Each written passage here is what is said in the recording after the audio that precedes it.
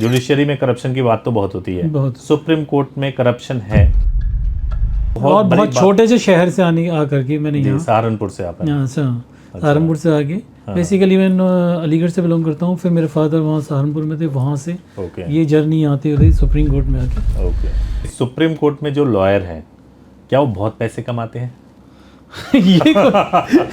ये सवाल बड़ा इसका आंसर देना बड़ा है मुश्किल।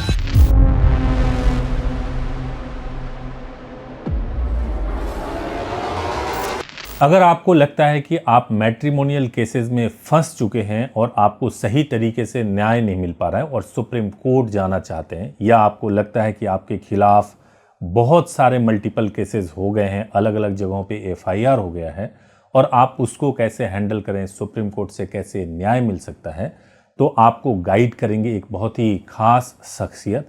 इसके अलावा यदि आप एक लॉयर हैं और आप चाहते हैं कि सुप्रीम कोर्ट में कैसे प्रैक्टिस किया जा सके, तो इस पे भी आपको प्रॉपर गाइडेंस मिलेगा। मैं बात कर रहा हूँ सुप्रीम कोर्ट के जॉइंट ट्रेजरर श्री सुशील तोमर जी के बारे में। सुशील तोमर जी से आइए मिलवाते हैं। बहुत बहुत स्वागत है इस वीडियो में। सुभाष जी नमस्कार। जी नमस्कार सर। तो बहुत अच्छा लगा कि आप इस पॉडकास्ट में आए हैं सर। तो सबसे पहला सवाल सर, आपको तो बहुत बहुत बधाई कि आप जॉइंट ट्रेजरर हैं सुप्रीम कोर्ट में और काफ़ी कम समय में आपने इस पोजीशन को पाया है। तो ये अपने आप में एक बहुत बड़ी रेस्पॉन्सिबिलिटी भी है और ये भी पता चलता है कि आपने किस तरीके से, आपकी कैपेबिलिटीज़ क्या है। तो इसीलिए जब मैं इस पॉडकास्ट के बारे में बात कर रहा था तो बहुत सारे जो यंग लॉयर्स हैं वो ये पूछ रहे थे कि सुप्रीम कोर्ट में अगर मुझे प्रैक्टिस करना है तो कैसे कर सकता हूँ। मैं यंग जनरेशन को मैं एक सजेशन देना चाहूँगा जी कि पहले तो सुप्रीम कोर्ट में प्रैक्टिस करने से पहले एक जो बेसिक जो फाउंडेशन होता है जी जी उसको वो कहीं एक्सप्लोर जरूर करें। ओके। एक्सप्लोर करने के बाद में फिर ये है कि आप किसी सीनियर के साथ और फिर इस प्रोफेशन में एक डेडिकेशन और डिसिप्लिन वो एक बहुत ज़रूरी चीज़ है। अदरवाइज तो यंग जनरेशन क्या होती है कि जब डायरेक्टली सुप्रीम कोर्ट आती है और फिर वो एक प्लेटफॉर्म नहीं मिलता है, वो फ्रस्ट्रेट होती है। बिल्कुल सही बात है। तो मेरा मानना है कि पहले एक बेसिक फाउंडेशन एक्सप्लोर करने के बाद फाउंडेशन के लिए क्या वो ट्रायल कोर्ट में जाएं? उसके लिए हाँ, एक ट्रायल कोर्ट तो बेसिक है हमारा। ट्रायल कोर्ट तो उसके लिए ABCD जो भी लॉ का हमारा है वो ट्रायल में ही होता है। पर मैं तो एक ट्रायल से ही बेसिक स्टार्ट शुरू करना चाहिए, then high court, then supreme court. ठीक है। बट आज का जनरेशन क्या है कि डायरेक्टली सुप्रीम कोर्ट भी करना चाह रहे हैं। तो बट उसके लिए भी आपको एक बेसिक फाउंडेशन आपके लिए बहुत ही नेसेसिटी। ठीक है, मतलब बेसिक जब बेसिक ना उसका एक बेसिक नहीं आएगा लॉ का तो आप करेंगे क्या? तो बेसिक से आपका मतलब ये है कि पहले आप जो ट्रायल कोर्ट हो गया या हाई कोर्ट हो गया वहाँ पे आप कुछ प्रैक्टिस करें। यस, कुछ समय तक प्रैक्टिस करें। उसमें शिवाजी जी मैं एक सजेशन देना चाहूँगा कि ऐसा नहीं है कि ट्रायल कुछ आजकल यंग जनरेशन क्या है, एक लॉ फॉर्म्स का आजकल एक ट्रेंड है। जी जी ठीक है। कुछ चेम्बर्स ऐसे हैं जैसे वैरायटी ऑफ वर्क्स है। ठीक है। तो आप क्या है कि बेस आपका फाउंड कहीं कुछ भी हो सकता है, बट आपको बेसिक्स तो आपको सीखना ही होगा। बिल्कुल सही बात है। You have to learn. बिल्कुल सही बात है। बेसिक। तो यही सजेशन है कि बेसिक एक बार फंडामेंटल जो है वो एक क्लियर होने के बाद then you have to move supreme court, तब सुप्रीम कोर्ट में जाना चाहिए। तो क्या सुप्रीम कोर्ट में केवल ये एक स्टेटस सिंबल के लिए, कई युवा तो ऐसा ही सोचते हैं कि सुप्रीम कोर्ट में चले गए और एनरोलमेंट हो गया तो फिर एक स्टेटस सिंबल के जैसा हो गया, लेकिन उससे काम तो चलेगा नहीं। आफ्टर ऑल प्रैक्टिस तो आपको करना ही होगा। जी जी, आप इसको कैसे देखते हैं?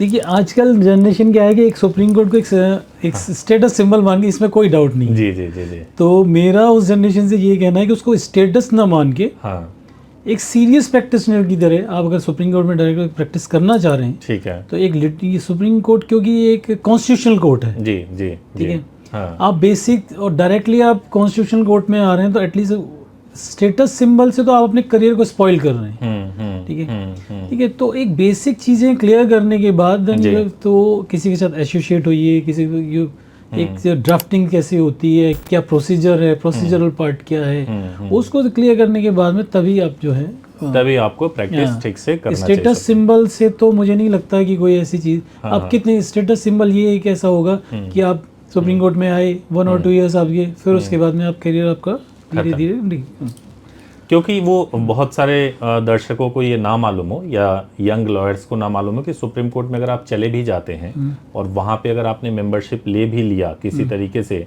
तो टेम्पररी मेंबरशिप मिलेगा और 2 साल के लिए मिलेगा। अगर आपके केसेस नहीं है, अपीयरेंस नहीं है, तो फिर आपके मेंबरशिप को कैंसिल कर दिया जाएगा, फिर आगे आप कंटिन्यू नहीं कर पाओगे। तो शुरुआत तो अगर करना है तो सॉलिड तरीके से है ना, कि पहले आप कहीं और से करें, आपके पास केस होने चाहिए, सुप्रीम कोर्ट के केस होने चाहिए, एक बैकिंग होनी चाहिए, या फिर या किसी जिस सीनियर के साथ में, या किसी जो भी आपका AOR है, सीनियर्स हैं, उनके आप एसोसिएट के रहें, तो उनको कुछ सीखें, उनके साथ लर्न करें, उन केसेस में उनको असिस्ट करें, ब्रीफ करें, ड्राफ्टिंग करें, तभी सर्वाइवल है, अदरवाइज तो बड़ा मुश्किल है। अब सर, जैसा आपने कहा कि AOR के साथ में प्रैक्टिस करना चाहिए, एक सवाल मेरे मन में आता है कि अगर आपको सुप्रीम कोर्ट में वास्तव में प्रैक्टिस करना है तो क्या AOR बनना जरूरी है? बिना AOR बनने सोच नहीं सकते प्रैक्टिस के बारे में? नहीं, ऐसा नहीं है कि आप AOR के बिना प्रैक्टिस नहीं है। बहुत सारे हमारे सीनियर्स हैं जो कभी AOR नहीं रहे, आज डेजिग्नेटेड सीनियर्स हैं, जजेस हैं, बट एक ये कि फाइलिंग के लिए एक मैंडेटरी रिक्वायरमेंट है AOR, ठीक है। तो मैं इसमें ये बड़ा डिफरेंस ऑफ ओपिनियन हो सकता है सुप्रीम कोर्ट में, बट मेरा मानना ये है कि किसी भी सुप्रीम कोर्ट में प्रैक्टिस करने के लिए सिर्फ AOR ही होना मैंडेटरी है, this is not the okay. एक और सवाल है कि आपको क्या लगता है कि कौन सा ऐसा इम्पोर्टेंट स्किल है जो एक लॉयर के अंदर होना चाहिए अगर सचमुच आप सुप्रीम कोर्ट में परस्यू करना चाहते हैं प्रैक्टिस? तो मेन चीज़ है ड्राफ्टिंग और उसका कम्युनिकेशन स्किल्स, ठीक है, दो मोस्ट इम्पोर्टेंट थिंग है। ओके। और how to represent a case, okay, ठीक है। ये 2 या 3 चीज़ें जो हैं, ये बहुत इम्पोर्टेंट चीज़, ठीक है। तो एक और बात कही जाती है कि no English it means no practice in supreme court, क्या ये सच है? हाँ, ये सच है। इंग्लिश सही होना चाहिए, इंग्लिश कम्युनिकेशन आपका बहुत बढ़िया होना चाहिए। Yes, agree, I am agree. अच्छा, तो इसका मतलब ये है कि जो नॉर्थ इंडिया वाले या जो लोग भी इंग्लिश नहीं बोल पाते हैं, तो फिर उनको पहले अपने लैंग्वेज पे, हाँ, लैंग्वेज कमांड बहुत जरूरी है इसमें, ठीक है, क्योंकि लैंग्वेज कमांड के बिना, क्योंकि बहुत सारे हमारे, ठीक है, ठीक, क्योंकि पूरा लीगल सिस्टम पूरा इंग्लिश बेस्ड है। बिल्कुल सही बात है, और खास तौर से सुप्रीम कोर्ट, हाई कोर्ट भी, ठीक है, डिस्ट्रिक्ट कोर्ट में मिक्सअप चल जाता है, बट सुप्रीम कोर्ट में मैंने तो आज तक, मेरा 17 इयर्स का एक्सपीरियंस है कि जब तक इंग्लिश पे कमांड नहीं है, तो लैंग्वेज एक बड़ी मैंडेटरी। तो अगर इंग्लिश को अगर हम रहने दें थोड़े टाइम के लिए, तो इसके अलावा एक और स्किल जो आप बता रहे थे कि ड्राफ्टिंग होना चाहिए, ड्राफ्टिंग भी चूंकि इंग्लिश लैंग्वेज है, तो उसके लिए भी आपका उसके लिए इंग्लिश होना चाहिए।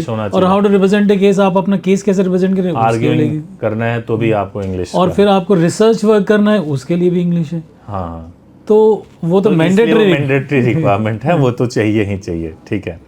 कोई ऐसा मेमोरेबल केस जो आपको ध्यान में आता हो अभी तक के प्रैक्टिस में, और वो आप बताना चाहते हो दर्शकों को? मैं एक केस बताना चाहूँगा जी, कि मैं उसमें किसी का नाम कोट नहीं करूँगा। जी। एक लेडी विक्टिम थी, जो जिसके साथ में कुछ वुमेन हरेसमेंट का केस था, उसको कहीं से रिलीफ नहीं मिल रहा था जी। वो हाई कोर्ट गई, हाई कोर्ट भी नहीं हुई, उसकी FIR भी रजिस्टर्ड नहीं हुई, हाई कोर्ट गई, फिर हाई कोर्ट से भी डिसमिस हो गया सब कुछ। फिर हमने उसके लिए आर्टिकल 32 में एक रिट फाइल की। ओके। उसको जिस लेडी का हरेसमेंट पुलिस में भी होता था, हाई कोर्ट से कोई रिलीफ नहीं मिलता था, उसको सुप्रीम कोर्ट ने एंटरटेन किया, ठीक है, और फिर उसको उस लेडी को प्रोटेक्शन दिया गया एक्यूज से, उसमें CBI इंक्वायरी दी गई। क्या बात है।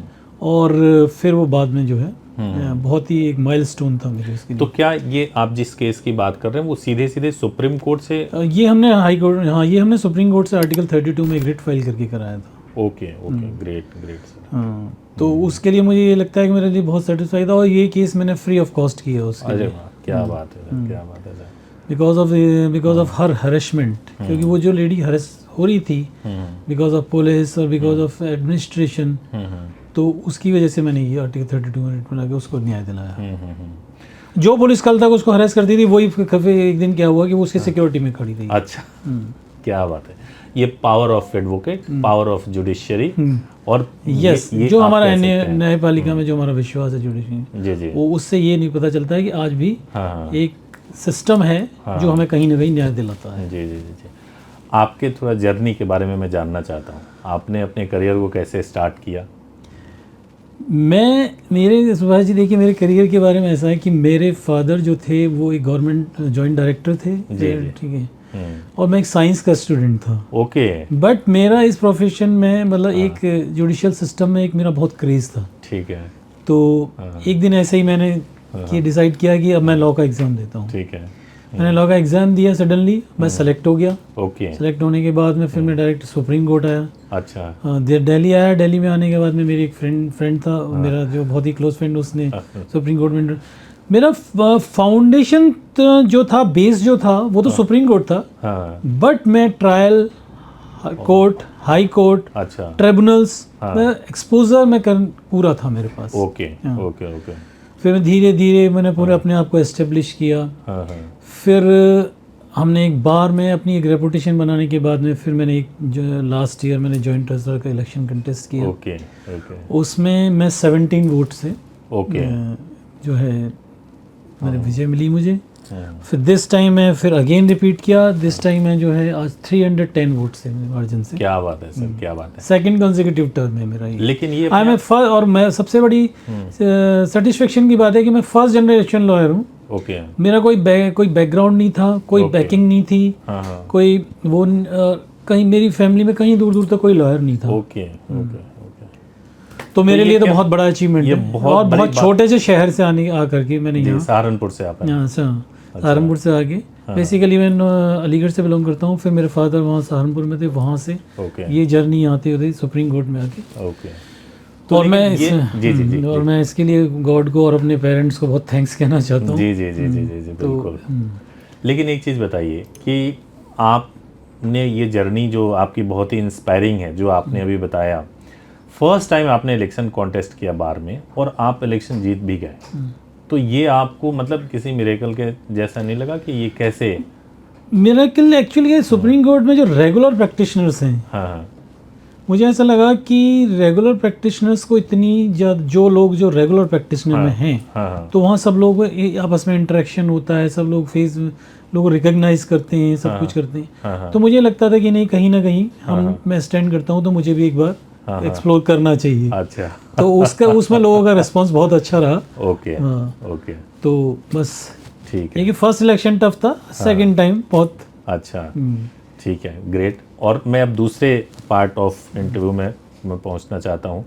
देखिए, एक सवाल ये है कि अगर नॉर्मली जो हमारे पास बहुत ज़्यादा आता है, और आजकल तो ये लगभग बहुत ज़्यादा वायरल की तरह जो हस्बैंड वाइफ डिस्प्यूट्स जो हैं ये बढ़ रहे हैं, तो इसमें जो एलिमनी होता है या मेंटेनेंस होता है उसको लेकर के बहुत विवाद होता है। अगर मान लीजिए हस्बैंड है या वाइफ है, अगर उनको लगता है कि जो एलिमनी या मेंटेनेंस डिसाइड किया है कोर्ट ने उससे सेटिस्फाइड नहीं है और वो सुप्रीम कोर्ट में चैलेंज करना चाहते हैं उसको, तो उसमें रिलीफ मिलने के चांसेस क्या होते हैं? वो केस टू केस वेरी करता है जी। ठीक है, उसमें बहुत सारे फैक्टर्स हैं एक्चुअली मैट्रिमोनियल में। कभी कभी क्या होता है, कोर्ट वहाँ हाई कोर्ट में या डिस्ट्रिक्ट कोर्ट में बहुत सारी चीज़ें ऐसी होती हैं जो कंसिडर नहीं होती हैं जी। ठीक है, मेंटेनेंस के पार्ट पे या एलमनी के पार्ट पे, ठीक है, जैसे बच्चा है उसकी एजुकेशन है, तो केस टू केस वेरी करता है इन सब चीज़ों में। ठीक है। तो चाहे वो भले ही वाइफ हो, हस्बैंड हो, तो एक वो जस्टिफिकेशन के पॉइंट पे ऐसा नहीं है, कंसिडर होता है। तो इसको तो हम ऐसे एसएलपी में ही जाएगा सुप्रीम कोर्ट एसएलपी में जाएगा। तो सबसे पहले थोड़ा सा एसएलपी के बारे में बता दीजिए, क्योंकि कई सारे एसएलपी क्या है, आर्टिकल 136 में कॉन्स्टिट्यूशन में एसएलपी का प्रोविजन है। ठीक है, हाई कोर्ट के किसी भी ऑर्डर के अगेंस्ट में स्पेशल रिपिटिशन का, बट वो कोर्ट का डिस्क्रिशनरी पावर है। ठीक है, ठीक है। उसमें एक ऑर्डर के बहुत ही इम्प्यूग्न ऑर्डर में कोई बहुत ही ग्रॉस एरर है, तब उसमें जो है कोर्ट जो है इंटरफेयर करती है, उसमें नोटिस इशू करती है, देन सेकंड पार्टी आती है, फिर उसके बाद में दोनों पार्टीज को सुन के कोर्ट डिसाइड करती है। तो अगर कोई आदेश आया है फैमिली कोर्ट से जिसमें लगता है कि मेंटेनेंस बहुत ज़्यादा कोर्ट ने ऑर्डर किया हुआ है, हायर साइड में है, तो उस केस में पहले हाई कोर्ट जाना होगा, मैंडेटरी है। हाई कोर्ट जाना मैंडेटरी। वहाँ से अगर आप सेटिस्फाइड नहीं हैं देन आप सुप्रीम कोर्ट में आप जा सकते हैं। ठीक है। एक और चीज़ है जिसमें बहुत हैरेसमेंट फील होती है, वो ये होता है कि चूँकि अलग अलग स्टेट में मान लीजिए हस्बैंड वाइफ रहते हैं, डिस्प्यूट शुरू हो गया, किसी एक ने अपने स्टेट में केस कर दिए दो, और ज़्यादातर केसेस तो ऐसे ही किए जाते हैं जिसमें हैरेसमेंट पर्पस होता है। तो अगर अलग अलग स्टेट में केसेस फाइल हुए हैं, चाहे मैट्रिमोनियल डिस्प्यूट की भी मैं बात कर लेता हूँ, तो उसमें क्या सुप्रीम कोर्ट से कोई रिलीफ मिल सकता है? हाँ, उसमें ट्रांसफर पिटिशन का प्रोविज़न है। ओके। क्या करती हैं जो कुछ क्या करते हैं हस्बैंड्स अपने स्टेट में कर देते हैं, वाइफ अपने स्टेट में करती है। तो दोनों को जो इनकन्वीनियंस होता है, जब दो स्टेट के ज्यूरिडिक्शन का इश्यू आता है तब सुप्रीम कोर्ट इंटरफेयर करता है। तो उसमें अगर दो स्टेट में अगर केस हो रहा है, टू स्टेट्स का अगर ज्यूरिडिक्शन है, देन सुप्रीम कोर्ट में जाकर के आपको ट्रांसफर पिटिशन है, you have to file transfer. Either husband हो या वाइफ हो, कोई भी जा सकता। बट किसका वेटेज ज़्यादा होता है इन मैट्रिमोनियल मैटर्स में? क्या है कि हस्बैंड का थोड़ा सा वो उसे, क्योंकि कोर्ट का मानना ये होता है कि लेडी ज़्यादा विक्टिमाइज है और ये है, ठीक है, तो इसमें फीमेल का थोड़ा पार्ट ज़्यादा होता है, क्योंकि वो इसमें भी बहुत सारे इश्यूज हैं, इनकम, सोर्स ऑफ इनकम, ठीक है, फैमिली सपोर्ट, और वो एम्प्लॉयड है या नहीं है, वर्किंग है या नहीं है, ठीक है, ट्रैवल डिस्टेंस कितना है, डिस्टेंस, तो ये 4 पॉइंट वो कंसिडर करती है कोर्ट। तो बट उसमें भी हस्बैंड्स के लिए भी ये, उसमें आजकल कोर्ट ने ये दिया कि आजकल वर्चुअल की फैसिलिटी अवेलेबल है, तो क्या करते हैं केस ट्रांसफर के आप वर्चुअली ज्वाइन कर सकते हैं उससे। ठीक है। तो इस मतलब इसमें डरने वाली बात नहीं है। अगर आपको लगता है कि दो स्टेट में केस फाइल हुआ है या आपके हस्बैंड ने फाइल कर दिया अपने स्टेट में और आपको बार बार जाना पड़ रहा है, तो आप इसमें परेशान मत होइए, आप सुप्रीम कोर्ट में जाकर के अपने स्टेट में, अपने डिस्ट्रिक्ट में केस को ट्रांसफर करा सकते हैं, है ना। इसमें कोई ज़्यादा परेशानी वाली बात नहीं है।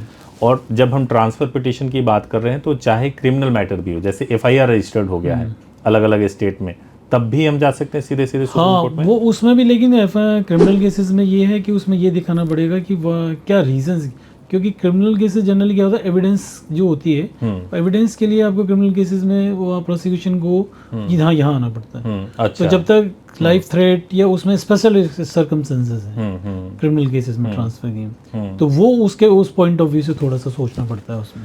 ओके। तो ऐसा भी हो सकता है कि जैसे मान लीजिए कि कई बार हम लोग देखते हैं कि आजकल तो सोशल मीडिया का दौर है, आपने कुछ एक चीज़ पोस्ट किया है और उसके खिलाफ 2-3-4 स्टेट में आपके खिलाफ कंप्लेंट हो गया, तो ऐसे मामलों में सीधे सुप्रीम कोर्ट जाकर 32 में क्लब FIR क्लब करने का एक प्रोविजन है, क्लब करके उसे एक ही स्टेट में उसको ट्रांसफर कर दिया जाता है। अच्छा। तो इसमें क्या सक्सेस रहता है? हाँ, सक्सेस रहता है, इसमें जा सकते हैं, इसमें जा सकते हैं। ठीक है। एक नॉर्मल सा व्यक्ति, एक आम व्यक्ति, नूपुर शर्मा केस में ये हुआ है। जी। कि उन्होंने बहुत सारे स्टेट्स में उनके केस में तो FIR क्लब करके एक स्टेट में ट्रांसफर कर दी कोर्ट ने। एक और मैं आपसे आर्टिकल 142 के बारे में बात करना चाह रहा हूँ, जिसमें जो कोर्ट का अपना डिस्क्रिप्शन है, और कोर्ट क्या सीधे मैरिजेस में जो डिवोर्स ग्रांट करने का जो आदेश आया था सुप्रीम कोर्ट का, तो क्या उसमें क्या कंडीशन रहता है, कब जा सकते हैं सुप्रीम कोर्ट में? आर्टिकल 142 एक स्पेशल पावर है सुप्रीम कोर्ट की, जो जनरली बहुत स्पेशल केस में सुप्रीम कोर्ट यूज़ करता है। ठीक है। जब मैट्रिमोनियल मैटर्स में जब ये है कि कोर्ट को ये लगता है कि सारी पॉसिबिलिटीज एक्सप्लोर करनी है पार्टीज ने, अब कोई नहीं, अब ये नहीं रह सकती, तो बहुत सारे केसेस में आर्टिकल 142 में कोर्ट क्या करती है कि वहीं से डिक्री पास करती है, वो स्पेशल पावर है। ठीक है। तो आर्टिकल 142 में कोई भी ऑर्डर पास कर सकती है सुप्रीम कोर्ट। ओके। तो क्या ये पॉसिबिलिटी है, जैसे मान लीजिए कि उसमें क्या करती है कोर्ट, वहीं से डाइवोर्स डिक्री पास कर, डायरेक्ट ग्रांट कर सकती है, डायरेक्ट ग्रांट कर। ओके। तो ये कोई कंडीशन भी है उसमें कि आप 10 साल से सेपरेट रह रहे हैं? नहीं, ऐसी कोई नहीं, इस तरह की कोई कंडीशन नहीं है। 10 साल की कंडीशन से मतलब आपका कैसा है? मतलब 10 साल से जो है आपकी शादी को एटलीस्ट 10 इयर्स हुआ होना चाहिए सुप्रीम कोर्ट में 142 के तहत? नो, ऐसा कुछ नहीं, ये सब रिवर्स है। अच्छा, ऐसा कुछ भी नहीं है? नहीं, ऐसा नहीं। ओके, ग्रेट सर, ये बहुत इंपॉर्टेंट था जानना। एक और सवाल मेरे मन में आता है, आजकल बहुत पूछा जाता है, और अकाउंट फ्रीज होता है। बहुत सारे लोगों के अकाउंट फ्रीज हो जाते हैं, और अकाउंट फ्रीज भी तो बहुत ईजिली, अगर एक कंप्लेंट हो गया है तो और कंप्लेंट हो सकता है कि अलग अलग स्टेट में हो गया हो। तो अगर 2-3 स्टेट में कंप्लेंट हुआ है और उसकी वजह से मेरा अकाउंट फ्रीज हो गया, तो मेरा जुरिडिक्शन क्या सुप्रीम कोर्ट में बनेगा? नहीं। ओके। ये इशू ट्रायल कोर्ट का है। ओके। तो मेरे खिलाफ अगर मान लीजिए मेरे अकाउंट में 40-50 हज़ार रुपये हैं और मेरे खिलाफ 4 स्टेट में जो है अगर केस रजिस्टर्ड हो रखा है, तो क्या मुझे 4 स्टेट में जा करके ट्रायल फेस करना पड़ेगा? वो डिपेंड करता है हाँ कि अगर एक ही ट्रांजैक्शन की 4 FIR है, हाँ, अलग अलग स्टेट में, अलग अलग स्टेट में, हाँ, तो जहाँ जो मेन कंप्लेंट होगी, हाँ, वहाँ आपको वो सारी चीज़ें देखनी पड़ेंगी। ओके। ओरिजिन जो है, ओके। जो ओरिजिनली जो पहली कंप्लेंट है, हाँ हाँ, और उसी ट्रांजैक्शन का वो पार्ट है। ओके। ठीक है। और अगर अलग अलग ट्रांजेक्शन है तो? अलग अलग ट्रांजैक्शन है तो वो अलग अलग स्टेट जाना ही पड़ेगा। ठीक है। अलग है। अच्छा, ठीक है। कई बार ये कन्फ्यूजन रहता है और क्लाइंट अप्रोच करते हैं, कहते हैं कि भाई मेरा अलग अलग स्टेट में है, तो आप सुप्रीम कोर्ट में कोई आर्टिकल 32 में जा करके जो है वो एक, हाँ, वो जो सेम कंडीशन आ गई मैट्रिमोनियल वाली। हाँ, तो वो एक ही को क्लब कराने के लिए हाँ, वो आर्टिकल 32 में। हाँ, तो वो सेम इशू वो रिपीट हो गया उसी में। ठीक है। वो एक ट्रांजैक्शन एक ही है, हाँ, डिफरेंट स्टेट्स में FIR हो गई। ठीक है। तो उसको आप क्लब करा सकते हो। ठीक है। एक और सवाल FIR क्वेश्चन पे है, और बहुत सारे लोगों का ये कंप्लेंट होता है कि मेरे खिलाफ जो FIR हुआ है मैट्रिमोनियल डिस्प्यूट्स में भी और बाकी वैसे भी, कि ये गलत FIR हो गया है और बैड इंटेंशन से FIR करवाया गया है, तो उसमें क्वेश्चन के लिए गए, हाई कोर्ट से रिजेक्ट हो गया है, तो उसके बाद से सुप्रीम कोर्ट से संभावना होती है? हाँ, होती है पॉसिबिलिटी। ओके। मैट्रिमोनियल डिस्प्यूट्स में तो आजकल बहुत, जैसे क्या करते हैं आजकल मैट्रिमोनियल डिस्प्यूट्स में रिलेटिव्स के नाम भी आ जाते हैं, सब कहते हैं। तो इस तरीके के मैटर्स में आजकल सुप्रीम कोर्ट बहुत एंटरटेन कर रहा है। ओके। और बहुत सारे मैटर्स ऐसे हैं जिनमें क्वेश्चन भी की गई है। ओके। तो ब्रदर इन लॉ का नाम है जो यहाँ रहता ही नहीं है, फॉरेन में रह रहा है। हाँ। तो इस तरह के एग्जांपल्स, बहुत सारे एग्जांपल्स हैं। ओके। तो क्वेश्चन अगर आपको FIR की करवानी है और अगर आपको लगता है कि आपके खिलाफ फेक FIR सब्सटेंस है, तो आप अप्रोच कर सकते हैं। ठीक है। अब मैं आपसे कुछ शॉर्ट क्वेश्चन पूछने जा रहा हूँ, और ये जो सवाल है जो दर्शक जो कमेंट्स करके बताते हैं, पूछते हैं, वो सवाल मैं आपसे पूछ रहा हूँ। सबसे पहले मैं एक सवाल पूछूंगा, क्या सुप्रीम कोर्ट में करप्शन है? जुडिशरी में करप्शन की बात तो बहुत होती है, बहुत। सुप्रीम कोर्ट में करप्शन है? ये सब र्यूमर्स हैं हर, ठीक है, इस बारे में, इसमें कोई भी सच्चाई नहीं है। ओके। ठीक है। तो वो एक इस तरीके का एक परसेप्शन बनाया जाता है। ठीक है। बट मुझे भी इतना टाइम हो गया, मुझे तो आज तक ऐसा कोई सी। ठीक है। नहीं, ये सवाल इसलिए भी ज़्यादा पूछा जाता है क्योंकि अभी एक जज के खिलाफ, इलाहाबाद हाई कोर्ट के जज के खिलाफ जो है इम्पीचमेंट के प्रोसीजर की तैयारी चल रही है ना, और जले हुए नोट घर में मिले। हाँ, वो एक्सेप्शनल तो हर जगह होता है, अफवाह तो हर जगह है। जी। पर मुझे नहीं लगता कि ऐसा कोई आज तक कोई ऐसा इंसिडेंट सुप्रीम कोर्ट आज, बल्कि सुप्रीम कोर्ट में मुझे लगता है आज के सिनेरियो में सुप्रीम कोर्ट में लोगों की ज़्यादा उम्मीदें हैं। ओके। क्योंकि जो कहीं से न्याय नहीं मिल रहा वो सुप्रीम कोर्ट दे रहा है। एपेक्स कोर्ट है ऑब्वियसली, उसके बाद से तो कहीं जा नहीं सकते, तो इसलिए जो है। तो ठीक है। और एक और सवाल है जो बहुत दर्शक पूछते हैं कि क्या एडवोकेट और जजेस के बीच में केस के अलावा कोई बातचीत होती है?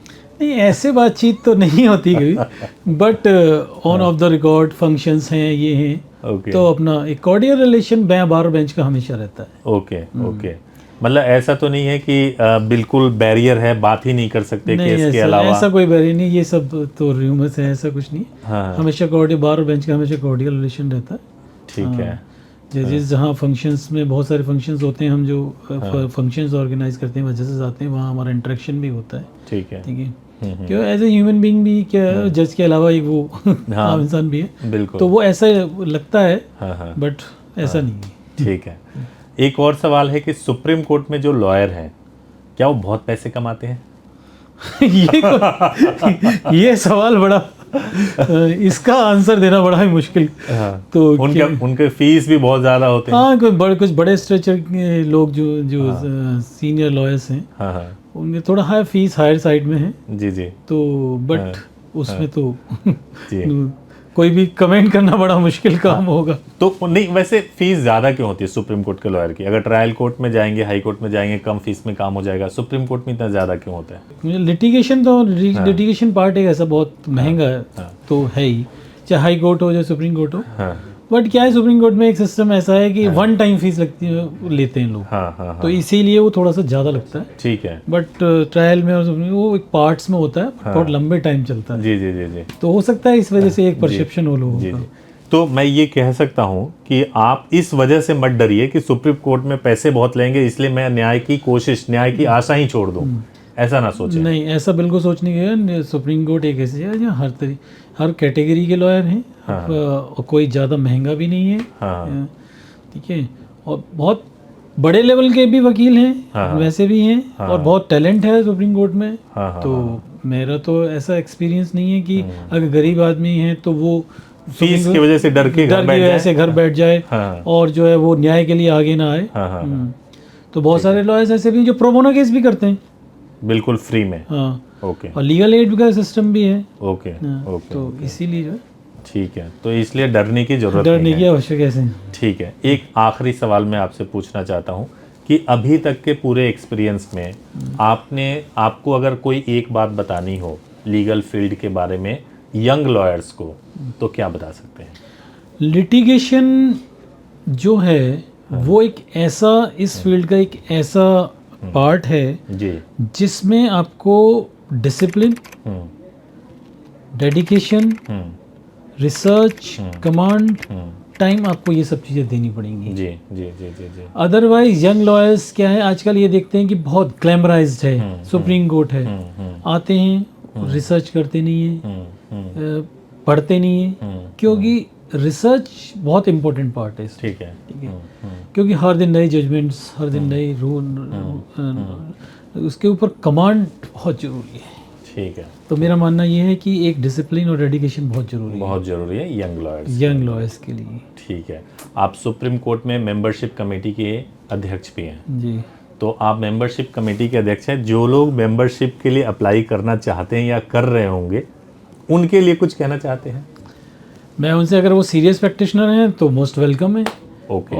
तो उसके हमेशा खुली है हमारे सुप्रीम कोर्ट जी। और अगर non practitioner, non serious type के अगर हैं तो उसके लिए तो हम एक मैकेनिज्म बना ही रहे हैं। बिल्कुल बिल्कुल बिल्कुल।